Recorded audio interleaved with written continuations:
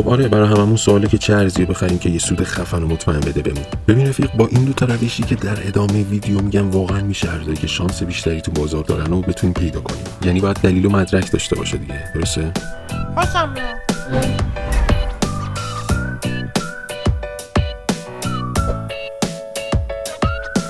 امیدوارم که عالی باشید بچه‌ها. از کانال ترید آموز و کریپتو لافتو در خدمتتون هستیم با سومین ویدیو معرفی ارزهای مستعد رشد برای آلت سیزن 2025 و این بحران احتمالی. تو این ویدیو هم دو تا ارز بهتون معرفی کردیم. یکی از اونا یه پلتفرم بلاکچینیه و یکی دیگه توی حیطه هوش مصنوعی فعالیت داره.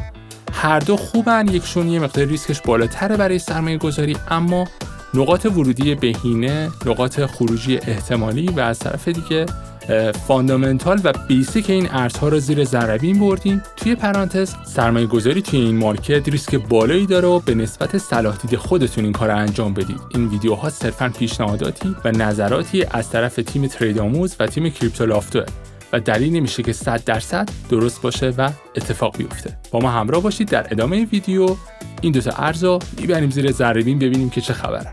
درود، وقتتون بخیر. تو فاندامنتال زندگی خوشیاتون سعودی، غم و غصتون نزولی. رفیق، قبل از هر سرمایه‌گذاری باید بدونی رو چی داری سرمایه‌گذاری می‌کنی.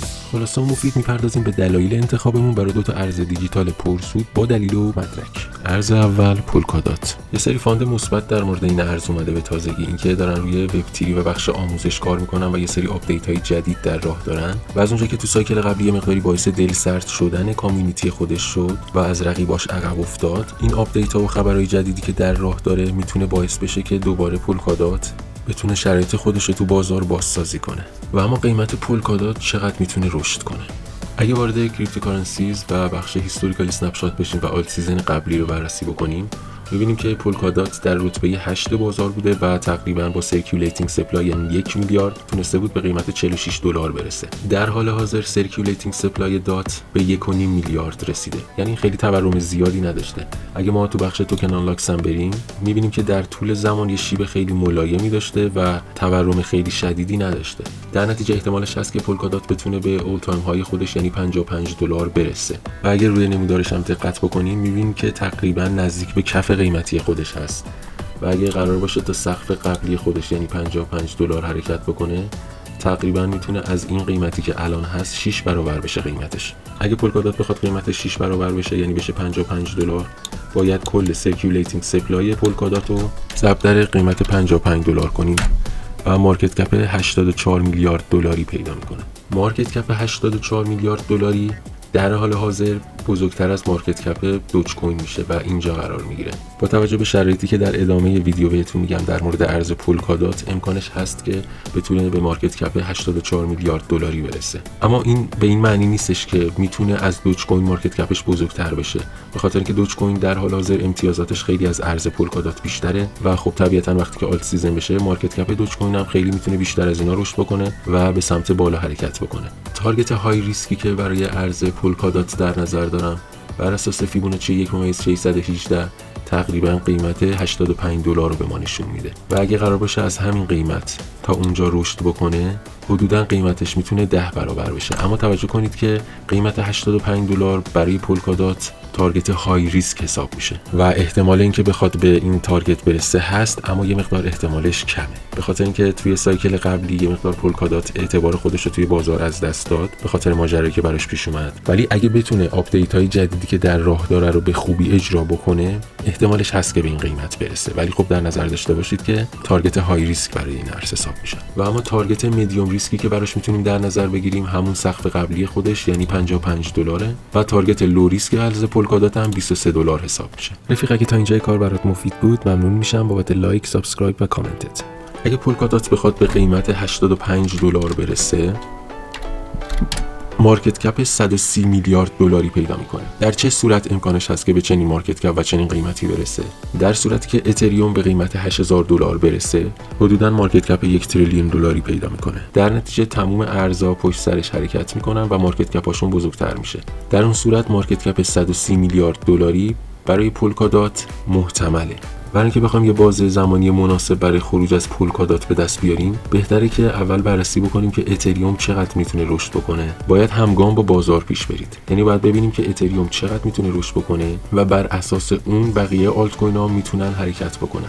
بهتر اول نشونایی که از سقف اتریوم میتونیم به دست بیاریم و بررسی بکنیم. تو ویدیوهای آینده در مورد این صحبت میکنیم که چه نشانه‌هایی باعث میشه که ما بتونیم سقف اتریوم و بیت کوین رو تقریبا تا حدودی پیدا کنیم. مثلا اگه اتریوم بتونه مارکت کپ 1 تریلیون دلاری پیدا بکنه، خب طبیعتا مارکت کپ XRP هم میتونه بیشتر از 300 میلیارد بشه و به همین ترتیب بقیه آلت کوین ها مارکت کپشون بزرگتر میشه. و اما چرا پولکادات رو به عنوان یکی از ارزهای سبدمون انتخاب کردیم؟ وارد سایت کریپتو رنک میشیم. از این قسمت میتونیم ببینیم که 28 تا کمپانی رو این ارز سرمایه‌گذاری کردن.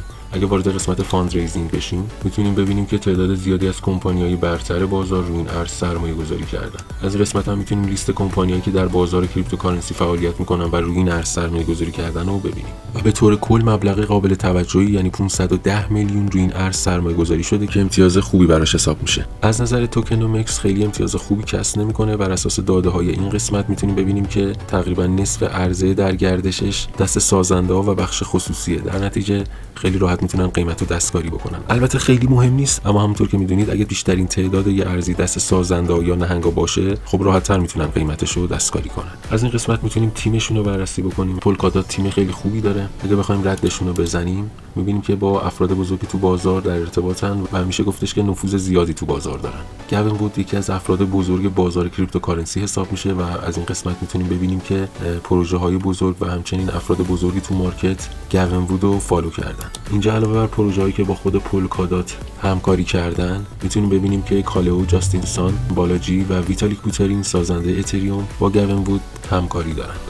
در نتیجه گوین وود سازنده پولکادات تو بازار اعتبار زیادی داره و از این بخش هم میشه گفتش که امتیاز زیادی کسب میکنه. و خب همونطور که میبینید یه رسانه بزرگ داره، 425000 فالوور داره و خب به راحتی میتونه تاثیر زیادی روی این ارز داشته باشه. وارد سایت کوین مارکت کپ میشیم. 1 میلیون نفر این ارز رو تو واچ لیست خودشون قرار دادن، پس میشه بگیم از محبوبیت زیادی برخورداره. توتال سپلای و سرکیولیتینگ سپلای تقریبا برابرن و میشه گفتش که تورم خیلی زیادی نداره، هرچند که ما تو بخش توکن آنلاکس هم بررسی کردیم و دیدیم که از لحاظ تورمی شیب خیلی ملایمی داره. در نتیجه میشه بگیم از این بخش هم امتیاز خوبی میگیره. پولکادات ارز به شدت کاربردیه. همونطور که میبینید کمپانی‌های زیادی در زمینه کریپتوکارنسی روی این ارز سرمایه‌گذاری کردن. در زمینه وب 3 اسمارت کانترکت و استیکینگ فعالیت میکنه و گاورننس مقیاس پذیری بالایی داره، سرعتش زیاده، میتونه تراکنش‌های زیادی رو در ثانیه هندل بکنه و از اون طرف هم کارمزد کمی داره. از این بخش میتونیم ببینیم که تعداد هولدرای به شدت زیادی داره و از این قسمت هم میتونه امتیاز خیلی خوبی به دست بیاره و همونطور که گفتم از نظر فاندامنتالی با آپدیتایی که در راه داره میتونه شرایط خیلی خوبی براش به وجود بیاد و بتونیم شاهد رشد پولکادات باشیم. پولکادات در سایکل قبلی جزو 10 تا ارز برتر مارکت بود، اما تو این سایکل ارزایی هستن که امتیازشون در حال حاضر از پولکادات بیشتره. باید ببینیم که در آینده پولکادات میتونه با این ارزهای جدید رقابت کنه یا نه. و تقریبا میشه گفتش که اعتبار زیادی تو بازار داره. تو صرافی خیلی زیادی لیست شده و مهمترینشون بایننس و کوین بیس که یه مقداری سخت‌گیرتر از بقیه صرافیان. پس از این قسمت هم میشه بگیم که امتیاز خوبی کسب میکنه. از نظر وایت پیپر و سایت هم تقریبا میشه بگیم امتیاز خوبی کسب میکنه.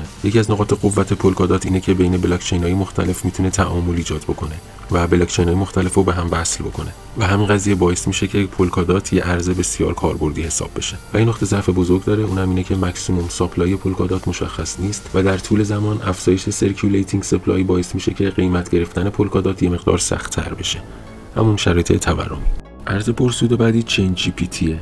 از این قسمت فاندز اند بکرز می‌بینیم که 20 تا کمپانی روی این ارز سرمایه‌گذاری کردن. تو این لیست هم همونطور که می‌بینید تعدادی از کمپانی‌های معروفی که تو زمینه کریپتوکارنسی فعالیت می‌کنن روی این ارز سرمایه‌گذاری کردن. از نظر توکنومکس هم تقریبا شرایط خوبی داره و تمام توکناش فقط دست سازنده‌هاش نیست و در بخش‌های مختلف توکنش پخش شده. پس از این قسمت هم امتیاز خوبی کسب می‌کنه. وارد سایت کوین مارکت کپ میشیم. از این قسمت 1 میلیون نفر این توکن رو تو واچ لیست خودشون قرار دادن، پس از محبوبیت زیادی برخورداره. از نظر تورمی میشه بگیم که تورم کمی داره و با یه شیب خیلی ملایم داره به سمت بالا حرکت میکنه و میشه بگیم که از این بخش هم امتیاز خوبی میگیره، به خاطر اینکه قراره تموم سکه‌هاش تا سال 2028 وارد بازار بشه و از اونجایی که بیشترین تعداد توکن‌های این ارز وارد بازار شده، پس میتونیم نتیجه گیری بکنیم که تا ماکسیمم ساپلایش تعداد زیادی نمونده، به خاطر همین شرایط تورمی زیادی نداره. پس از این قسمت هم امتیاز خوبی خوبی میگیره. خود کوین مارکت کپ هم امتیاز خیلی خوبی بهش داده. چین جی پی تی تقریبا یه ارزیه که تازه وارد بازار شده، زیرساخت مدرنی داره و به شدت کاربردیه. در زمینه NFT، دیفای، اسمارت کانترکت، داو و گاورننس فعالیت میکنه و همونطور که میدونید تمام این بخشا در زمینه کریپتوکارنسی این روزا به شدت کاربردی شدن. هر چقدر یه ارزی کاربردی تر باشه احتمال رشدش بیشتر میشه و مهمتر از همه در بخش AI یا همون هوش مصنوعی فعالیت میکنه و تقریبا با اکثر ارزهای مهم بازار همکاری داره. چین جی پی تی تیم بزرگی داره و تعداد زیادی از این افراد با بزرگای بازار در تماسن، پس میتونن تو بازار نفوذ زیادی داشته باشن.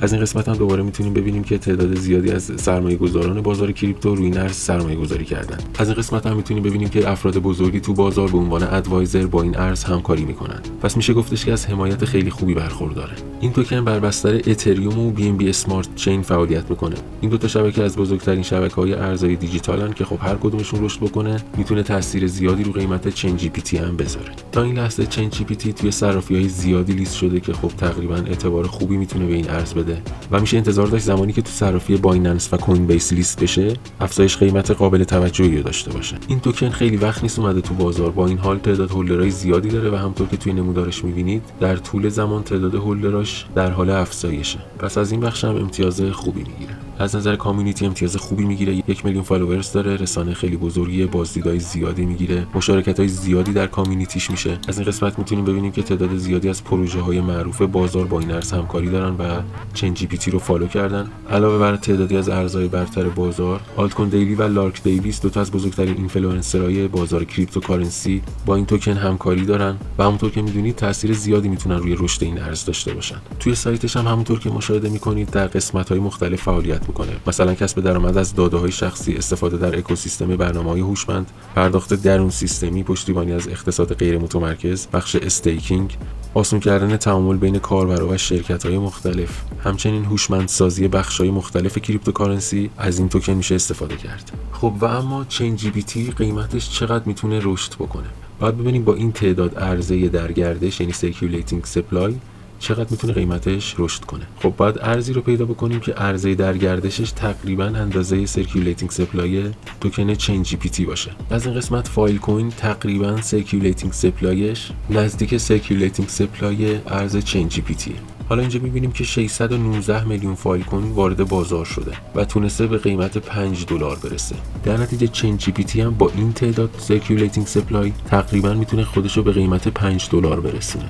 در نتیجه اگر بخواد به قیمت $5 برسه، اگر از همین قیمت بخوایم در نظر بگیریم، تا قیمت $5 میتونه 17 برابر به ما سود بده. تارگت $5 تارگت های ریسک ما حساب میشه. تارگت لو ریسکش بر اساس فیبوناچی میتونیم 86 سنت رو براش در نظر بگیریم. تارگت میدیوم ریسکش حدوداً $3 و بالاتر از $3 به سمت تارگت های های ریسک حرکت میکنیم. آیا امکانش هست بیشتر از $5 هم بشه؟ با توجه به امتیازاتی که در بخش‌های مختلف گرفت و همچنین از اونجایی که ماکسیموم ساپلای این ارز خیلی زیاد نیست، احتمالش هست که بخواد قیمت‌های بالاتر از $5 هم ببینه، اما نه برای کوتاه مدت. تارگت‌های بالاتر از $5 رو باید در بلند مدت براش در نظر بگیریم. اگر این منطقه رو یه منطقه رنجی در نظر بگیریم، با شکست این منطقه میتونه به تارگت میدیوم ریسک ما یعنی $2، تارگت های ریسک ما یعنی $8 و تارگت لو ریسک ما یعنی 58 سنت برسه. اما دقت کنید که برای همه ارزا نمیتونیم اینجوری پتانسیل رشدشون رو بررسی بکنیم، به خاطر اینکه باید زیر ساختشون بررسی بشه و ببینیم چقدر امتیاز میگیره. خیلی از ارزایی که تو بازار هستن داده‌های زیادی در اختیار ما قرار نمیدن، در نتیجه ما نمیتونیم کامل زیر ساختشون رو بررسی کنیم.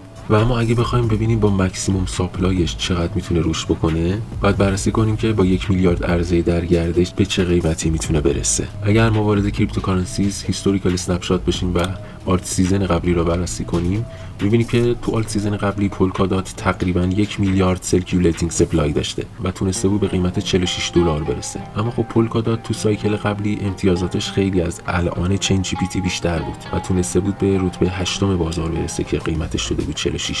پس این نکته رو در نظر داشته باشید که درسته که سرکیولیتینگ سپلای پولکادات تو آلت سیزن قبلی تقریباً 1 میلیارد بود و به قیمت $46 رسیده بود، اما رسیدن چین جی پی تی به چنین قیمتایی نمیگیم غیر ممکنه، اما احتمالش کمه. امیدوارم که عالی باشید بچه‌ها. خب بریم سراغ چارت های این دو تا ارز و این دو ارز هم بررسی بکنیم، ببینیم که تارگت هایی که بر اساس تکنیکالی روی اونا وجود داره کجا هستن، نقاط ورودی هم که میتونیم روی اونا به دست بیاریم کجا هستن.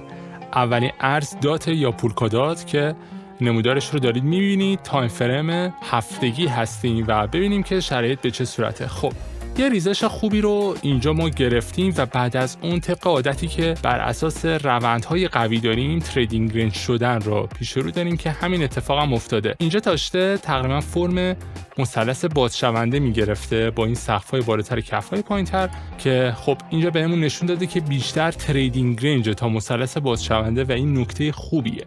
یه حرکت صعودی خوبی رو اینجا گرفتیم. کاشکی که این کندل میتونست بالای این کندل کلوز بگیره. این خیلی بهمون در واقع سیگنال مثبتی میداد برای حرکت از اینجا به سمت بالا. اما چون داخل تریدینگ رنج هستیم به طور کلی ما سعی داریم که توی 50% پایینی تریدینگ رنج اقدام به خرید کنیم و در 50% بالایی بیشتر به دنبال سل گرفتن باشیم. حالا چون اینجا اسپات ما نظرمون بیشتر در مورد خریده. اگر که قیمت توی هفتگی بر طبق این کندل صعودی متوالی بتونه خودش رو بالای این 50% تثبیت کنه، میتونه یه تاچی به این انجام بده و حرکتش از اینجا شروع بشه به سمت بالا. چون که ما اینجا کندل صعودی خیلی خوبی داشتیم، مخصوصا این کندل و حالا با ارفاق این کندل آخر که زیاد نه، و این دوتا کندلی که اینجا گرفتیم به نسبت این کندل‌ها زیاد ایدئال نیستن، چرا که دنبال کنندگی صعودی هم گرفتیم بعد از اونا و میتونه این صرفاً یه پولبکی باشه این حرکت برای این حرکت و بعد از اون ما بالا بریم. اما نکات دیگه ای وجود داره که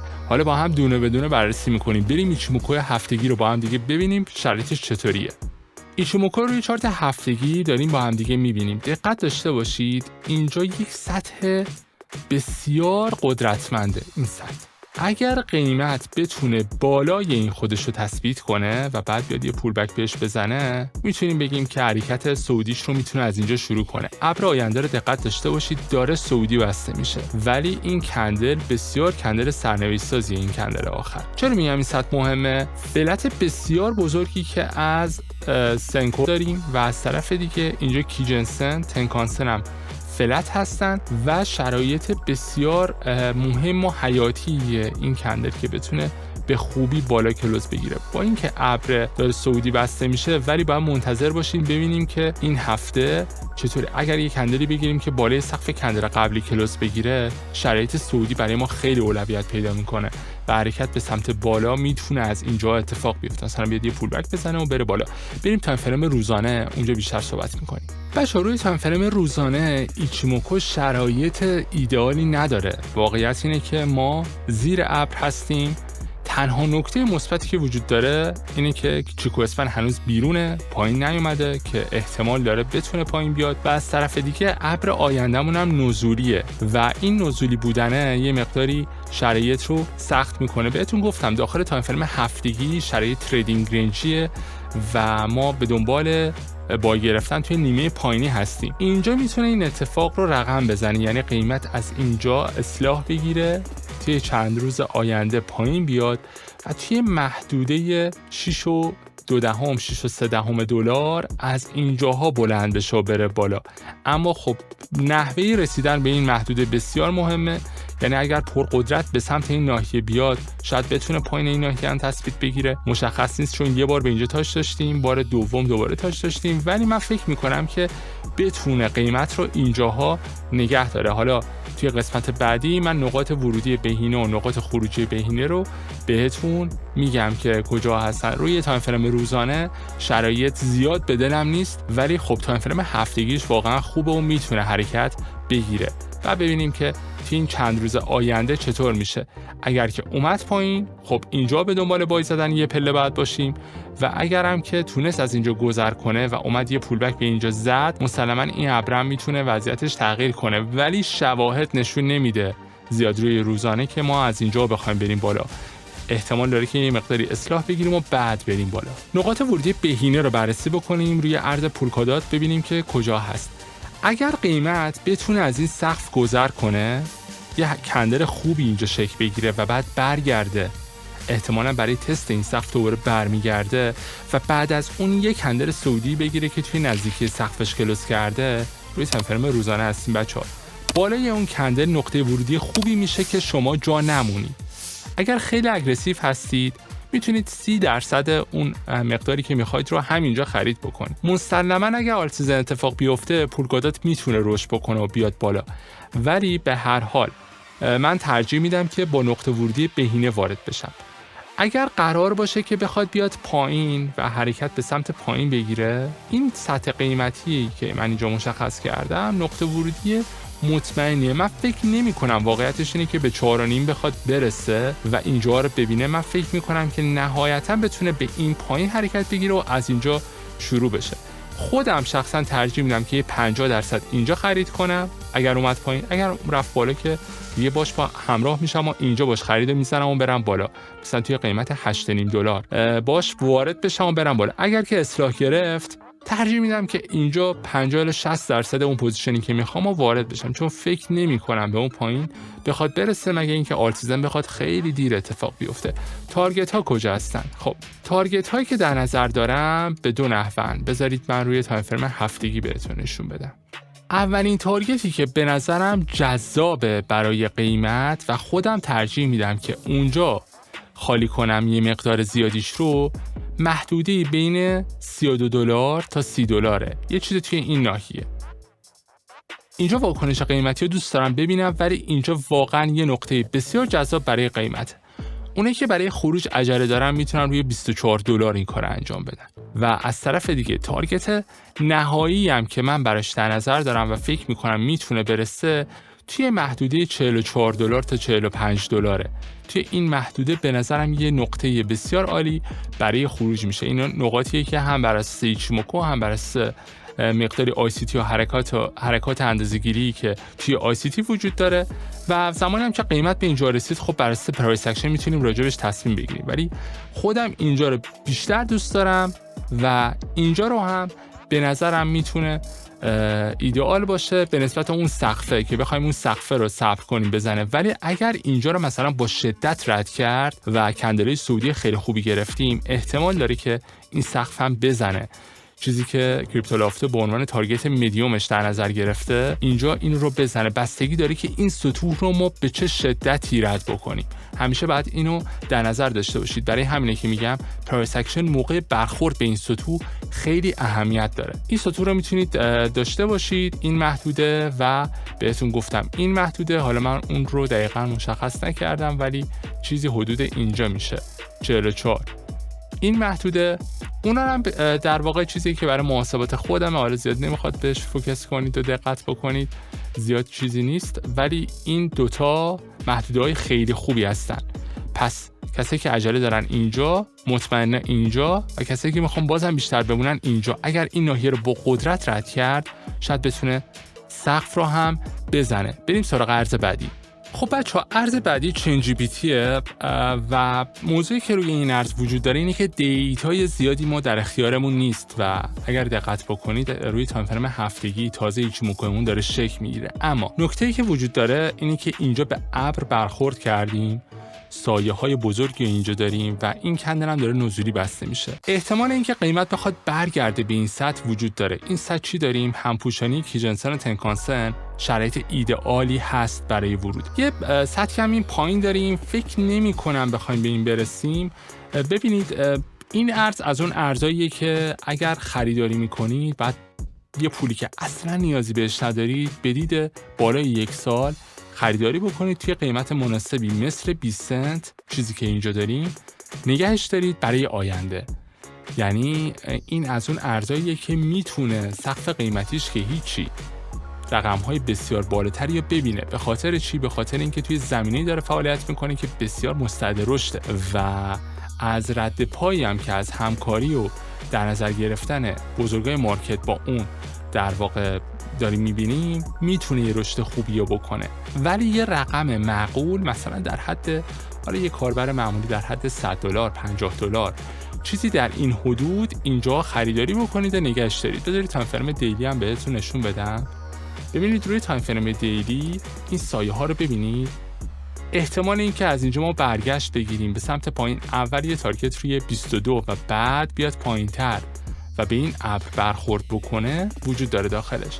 فکر میکنم که اینجا برای یه خرید بلند مدت روش خوبه. من خودم شخصا دوست دارم که بعضی اوقات ریسک بکنم روی اثبات روی چنین ارزهایی، ولی یه قیمت معقولانه زیاد عجیب غریب روش نه، که چون احتمال اینکه پروژه‌های بهتری بیان ورق این ارزها برگرده خیلی زیاده و به خاطر اینکه توی مارکتی هستیم که مدام داره ایده های جدید شکل میگیره و از این دست موارد اینجا جای خوبی هست. $20 اگر قیمت رسید میتونید خریداری بکنید. اگر هم از اینجا رفت بالا فعلا ترجیح نمیدم بخرم، مگه اینکه توی قیمت‌های $35 یعنی بیاد اینجاها یه حرکتی بزنه. شاید اینجا بهتون دوباره اعلام کردیم که برای ورود اگر جا موندید نقطه مناسبی هست. فعلا که فکر میکنم این حرکت از اینجا شروع نمیشه و یه پایین میزنه و بعد میره بالا. این ارزم بهتون گفتم خیلی خلاصه البته و امیدوارم که براتون مفید بوده باشه. ما سعی میکنیم که جاهای خوب، ارزهای خوب، چیزایی که شرایطش مناسبه، نقاطی که بهینه تر برای ورود و نقاط خروجی بهینه رو بهتون بگیم و شما استفاده بکنید. اگر میخواید سرمایه گذاری بکنید البته بازم به دید خودتونه. این موضوع رو ما بارها تاکید کردیم. این مارکت پر ریسکیه، با پولی که نیاز ندارید وارد بشید، مخصوصا توی ارزهای مثل این ارز دومی که بهتون گفتم. واقعا اینا دیگه دابل ریسکن، یعنی شما باید خیلی اون پولی که اصلا نیاز ندارید و شرایطش جوریه که به مشکل برنمیخورید در نبود اون پول رو روشون سرمایه گذاری بکنید. حالا با رقم‌هایی به پول ایران 3-4 تومن چیزی نیست که بخواید سرمایه گذاری بکنید. یه ریسکیه که میتونه نتیجه خیلی خفنی رو براتون به همراه بیاره در آینده، مخصوصا توی مارکتی که داره به سمت هوش مصنوعی میره و مدام داره رشد میکنه. کریپتو لافتا و ترید آموز برای شما بازم ویدیو آماده میکنن تا این لیست تکمیل بشه و در اختیارتون قرار میدیم تا بتونید اگر خواستید سرمایه گذاری کنید. با ما همراه باشید. ویدیو بعدی هم به زودی آپلود میشه. دمت گرم باشه همراه ما بودی، کار درسته